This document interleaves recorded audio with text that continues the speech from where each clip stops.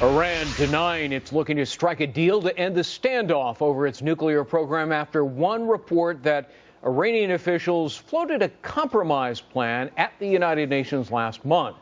Well, this coming as sanctions are apparently crippling Iran's economy, triggering recent protests there for the first time in years. So is Iran possibly ready to budge, or is all this a charade? Stephen Yates is a former deputy assistant to the vice president for national security affairs. Stephen, great to see you. What are the chances that Iran would actually capitulate to the U.S. and West demands by suspending the production of its 20% uranium, which, if you spin it a bit more, could be used to make a nuclear bomb?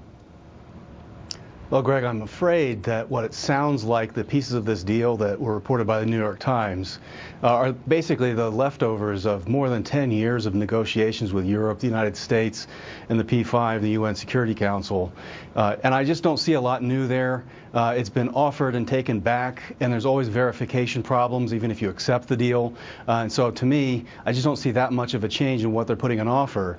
If they're facing a great deal of pressure, there's a real strategic choice about, do you make a deal with a crumbling regime, or do you have to have a strategy that sees your way through to beyond this regime? Well, the Iranians have numerous sites, as you know. I think 18, 20, maybe more. Those are the ones we know about, and a bunch of them underground. Right. So a lot of this could still be hidden from nuclear inspectors.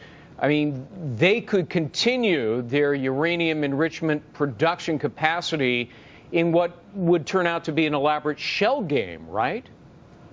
Exactly. And even in this alleged offer that had 9 points that were reported, it's way near the end of that process that they commit to cutting back. And so there's a lot of gives on the international community's part before we get what we say is the strategic objective of these kinds of negotiations. Yeah. Iran's oil revenues are badly depressed. Its currency has plunged in value, driving up prices erratically. People there are, as you know, we've seen some of the pictures taken to the streets in protests.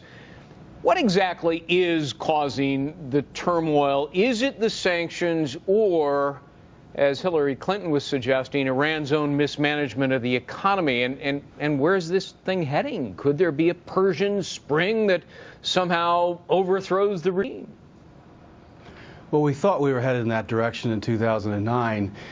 It is heartening to see that there are enough people in Iran that are willing to organize and express a view that pushes the government to be more responsive.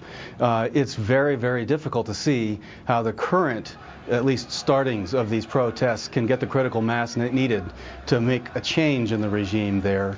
But if there isn't international support for it, if there isn't an organized opposition, these autocratic regimes like North Korea, China in times past, they can weather this kind of turmoil without changeover for a very, very long time. Yeah.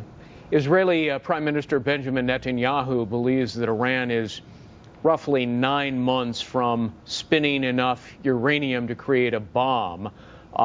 Is that a fairly accurate timetable in your judgment? Well, we don't get to know, and I think once we have verification that they have the capability, it's then too late. Trying to negotiate with a nuclear Iran is enormously more complicated than what we face now. I suspect that Prime Minister Netanyahu has watched this more closely than anyone else on earth, and I would go with his judgment on that timeline, at least a sense of urgency in trying to get our hands on that situation.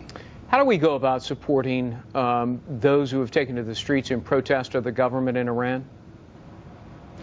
Well, first, we can do the simple thing of indicating that we support that kind of a movement, but really, there should be other ways to marshal international support. There are others around the region that have a vested interest in seeing Iran move in the right direction.